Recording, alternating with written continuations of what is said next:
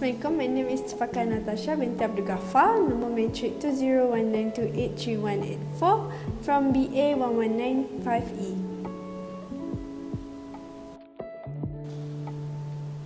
In the modern era of technology, advanced technologies such as online payment and online banking has become widely available.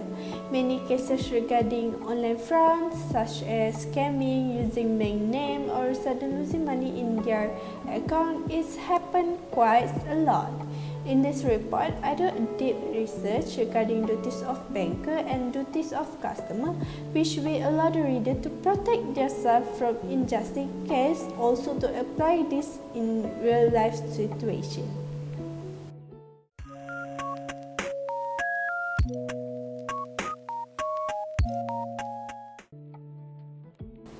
In this case, Ms. Dolly Ang initiated legal action toward the bank seeking to be reimbursed the lost amount.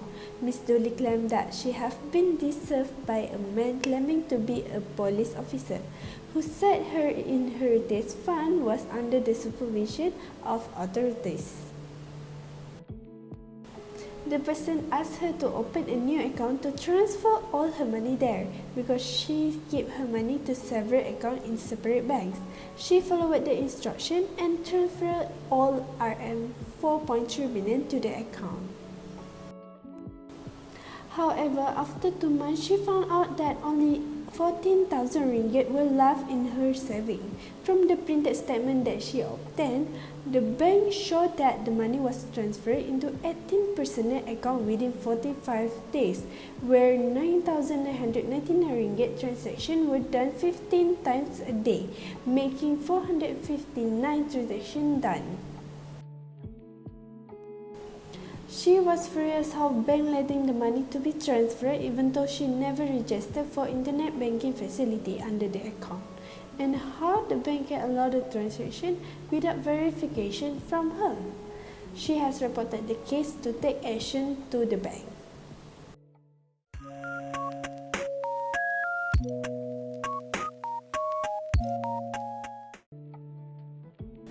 First, we want to know the definition of banker and customer. The bank means a person who carry on banking business. Meanwhile, for the customer, it has no statutory definition. However, a person can be defined as customer if have some sort of account, or may be considered as a customer even before open an account. For example, if a person wants an investment advice, he also can be considered as a customer. Also, duration of the banker-customer relationship is not matter because the person can be a customer right after open an account. So now we're going to talk about duties of banker, where the bank have a duty to receive cash and collect the proceeds. Also under legal duty to maintain confidential and secrecy. Last but not least, to honor their customer checks and other instructions. Next, for duties of customer have to ensure the safety and security of the checkbook. Also to issue a check and ensure the word and figure cannot be altered. Other than that, to notify bank promptly for any forgeries. Moreover, customer need to pay reasonable level interest and charge on overdraft and credit facility. Last but not least, meet other obligations required by bank. In this case, we can see under the duties of banker, the banker is under legal duty to maintain confidentiality and secrecy. Meanwhile, for duties of customer is to ensure safety and security of checkbook. However, it's more likely related to duty of secrecy. So what is actually duty of secrecy?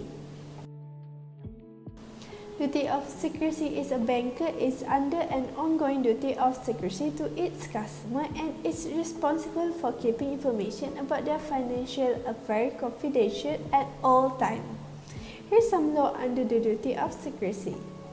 Where in Section 1331 of the Financial Services Act, no one has access to any document or information relating to the affair or account of a financial institution customer, including a financial institution or anyone who is or has been a director, official, or agent of the financial institution, shall disclose to another person any document or information relating to the affair or account of a financial institution customer. Now, in Section 1334 of the Financial Services Act, if you are found guilty of violating a customer confidential, you might face up to 5 years in prison or a fine of 10 million ringgit or both.